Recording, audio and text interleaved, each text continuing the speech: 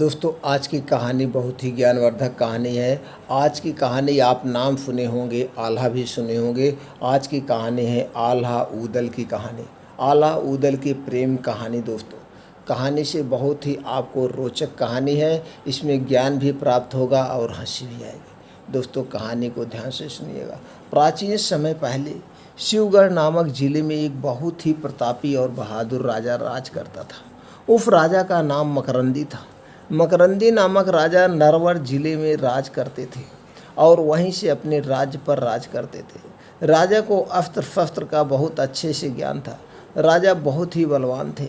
वह बहुत न्यायप्रिय थे। उसके समाज में बहुत मान सम्मान था। राजा हमेशा अपनी प्रजा का ख्याल रखता था कि उसकी प्रजा को कोई कष्ट ना। कोई भी शख्स उनके राज्य पर आक्रमण करने से पहले वो कई बार सोच विचार कर ही करता था और ऐसा कोई भी शत्रु नहीं था जिसको राजा ने पराजित ना किया हो। इसलिए सारे शत्रु उस राजा से डरते थे। राजा के राज्य में राजा की प्रजा बहुत खुशी खुशी रहा करती थी।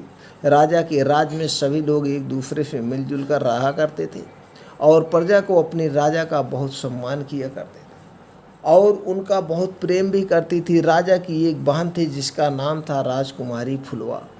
राजकुमारी फुलवा देखने में बहुत ही सुंदर और सुशील थी। राजकुमारी फुलवा भारत देश की सुंदर कन्याओं में से एक थी। वह किसी भी राजपरी से कम नहीं थी। प्राचीन समय से चली आ रही रीति रिवाज के अनुसार राजकुमारी को भी फूलों से तोला जाता था। राजकुमारी फुलवा के सुंदर रूप को देखने के लिए लोग बहुत प्रयत्न किया करते थे। राजा मकरंदी के राज्य में दो बहुत ही प्रतापी और हल्क कला में निपुण अस्त्र शस्त्रों के ज्ञान से भरपूर दो भाई रहा करते थे, जिन्होंने अपनी काबिलियत का प्रदर्शन हर तरफ किया हुआ था। चारों तरफ दोनों भाइयों के चर्चे हुआ करते थे। उन दोनों भाइयों के नाम आल्हा, जो बड़ा भाई था, तथा छोटा भाई का नाम था ऊदल। ऊदल देखने में बहुत ही सुंदर था। दोनों भाई अपना समय बाहर घूमने में ही व्यतीत किया करते थे। एक बार जब आल्हा और ऊदल घूमते हुए नरवर आ गए थे, तब ऊदल ने राजा मकरंदी की बहन राजकुमारी फुलवा को पहली बार देखा था। वह फुलवा को देखकर बहुत मंत्रमुग्ध हो गए थे और ऊदल को राजकुमारी फुलवा से प्रेम हो गया था। पूरे राज्य में जब आल्हा और ऊदल की चर्चाएं होने लगी थी, तो दो भाई में से छोटा भाई सबसे सुंदर था, जिसकी सुंदरता देखने लायक थी। जब यह बात राजकुमारी फुलवा को लगी तक पहुँची तब राजकुमारी फुलवा को भी ऊदल को देखने की बहुत मन करने लगा और राजकुमारी फुलवा को ऊदल से मिलने की इच्छा होने लगी। एक दिन जब ऊदल को राजकुमारी के बारे में पता लगा, तब वह राजकुमारी के महल नलवर किले में आ गए और यह खोजबीन करने लगे कि राजकुमारी फुलवा तक कैसे पहुँचा जा सकता है। तब ऊदल को पता लगा कि राजकुमारी के लिए उनकी एक नौकरानी रोज फूलों का हार बनाकर ले जाया करती है। यह देखकर ऊदल ने राजकुमारी फुलवा की नौकरानी से कहा कि मैं आज तुमको एक फूलों का माला बनाकर दे रहा हूँ, जिसको तुम अपनी महारानी को दे देना। ऊदल को फूलों की माला बनाने में बहुत ही महारत हासिल थी।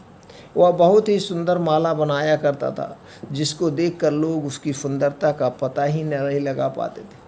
जब ऊदल ने राजकुमारी के नौकरानी को माला बनाकर दे दिया, तो वह नौकरानी तुरंत उसे लेकर राजकुमारी फुलवा के पास चली गई और उनको ऊदल के द्वारा बनाई हुई माला दे दी। राजकुमारी ने जैसे ही उस माला को देखा, तो वह उसे देखकर मंत्रमुग्ध हो गई और उन्होंने अपनी नौकरानी से कहा कि आज माला तो बहुत सुंदर बनी है। यह माला आज तक तुमने कभी भी मेरे सामने नहीं लाई, या ऐसी माला क्यों नहीं बनाई। तब राजकुमारी फुलवा की नौकरानी ने कहा कि महारानी, यह माला मैंने नहीं बनाई है, यह माला तो किसी और ने बनाई है। तब राजकुमारी फुलवा ने अपनी नौकरानी से कहा कि मैं उस व्यक्ति से मिलना चाहती हूँ जिसने यह सुंदर सी माला बनाई है। कल तुम उसको मेरे पास लेकर आना। जिसके बाद राजकुमारी फुलवा की बात सुनकर नौकरानी ने ऊदल को राजकुमारी फुलवा से मिलने के लिए कहा और नौकरानी ऊदल को महिला के कपड़े पहनाकर महल के अंदर राजकुमारी फुलवा के पास ले गई। राजकुमारी ने जैसे ही ऊदल को देखा, तो वह ऊदल के रूप को देखकर मंत्रमुग्ध हो गई और एक ही नज़र में वह ऊदल से प्यार करने लगी। और फिर राजकुमारी फुलवा ने ऊदल को अपने ही पास रोक लिया और उसको अपने ही कक्ष में छुपाकर ऊदल और राजकुमारी फुलवा बहुत दिनों तक एक साथ रहने लगे। दोनों में प्रेम हो गया, जिसकी वजह से उसी कमरे में दिन भर रहता और रात में दोनों लोग मिलते। एक बार जब राजा मकरंदी ने अपनी बहन राजकुमारी फुलवा को फूलों से एक बार फिर तौलवाया तो राजकुमारी का वजन बढ़ा हुआ पाया गया, जिससे राजा मकरंदी को शक हो गया कि राजकुमारी फुलवा को किसी पुरुष ने छुआ है, जिसके कारण राजा बहुत क्रोधित हो गए और उन्होंने अपने सभी सैनिकों और नौकरों से कहा कि तुम लोग जाकर राजकुमारी फुलवा के कमरे में चेक करो कि कोई पुरुष तो वहाँ पर नहीं है, और पूरे महल में भी तलाशी करो। राजा की आज्ञा के कारण सभी नौकरों ने और उनके साथियों ने जैसे ही राजकुमारी फुलवा का कमरा चेक किया तो राजकुमारी के कमरे में ऊदल को पाया गया, जिसके बाद सारे सैनिक ऊदल को पकड़कर राजा के पास ले गए। राजा ने ऊदल को बंदी गृह में डाल दिया और उसको कारागार में रहने की सज़ा सुनाई। धीरे धीरे 6 महीने बीत चुके थे। उधर आल्हा को अपने छोटे भाई की चिंता होने लगी थी, जिसके बाद आल्हा ने तुरंत अपने छोटे भाई ऊदल को खोजने के लिए इधर उधर जांच करना शुरू कर दिया। कुछ दिनों पश्चात जब आल्हा को पता चला कि उसके छोटे भाई ऊदल को नरवर किले के राजा मकरंदी ने अपने कारागार में बंदी बनाकर रखा है, तो यह सुनकर आल्हा को नरवर के राजा पर बहुत क्रोध आया और आल्हा ने अपने गुरु के पास जाकर सारी बातें बता दी। आल्हा के गुरु ने आल्हा को युद्ध करने की सलाह दी, जिसके बाद आल्हा नरवर के लिए आक्रमण करने के लिए निकल पड़ा और उसके सारे सैनिकों को मार गिराया। आल्हा ने नरवर किले को तोड़ते हुए किले के अंदर प्रवेश किया। किले के अंदर छिपे हुए सैनिकों को बहुत बुरी तरीके से घायल कर दिया। सैनिक अपनी जान बचाते हुए राजा के पास पहुंच गए। जब राजा ने अपने घायल सैनिकों को देखा तो उन्होंने अपने सैनिकों से पूछा कि यह हालत तुम्हारी किसने की है।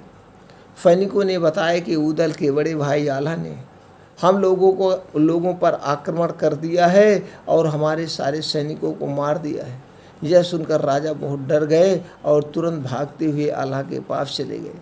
आल्हा के पास जाकर उन्होंने अपने आप को आल्हा को सौंप दिया और तुरंत आल्हा के छोटे भाई ऊदल को रिहा करने का आदेश दे दिया। राजा ने आल्हा से अपने किए हुए दुष्कर्म की क्षमा भी मांगी। आल्हा ने राजा को माफ़ कर दिया और फिर ऊदल और फुलवा का विवाह बहुत खुशी खुशी करवा दिया गया, जिसके बाद वह दोनों खुशी खुशी अपना जीवन यापन करना शुरू कर दिए। दोस्तों, इस कहानी से आपको क्या शिक्षा मिली, ये कहानी आपको कैसी लगी, कमेंट सेक्शन में हमें ज़रूर बताएं। इसी तरह से और महापुरुषों की, हमारे पुराने राजाओं की सारी कहानियाँ आप लोगों तक पहुँचाते रहेंगे। इसके लिए आप चैनल को सब्सक्राइब करें, बेल आइकॉन का बटन ऑन कर दें, जिससे हर एक वीडियो की नोटिफिकेशन आप तक पहुँचती रहे।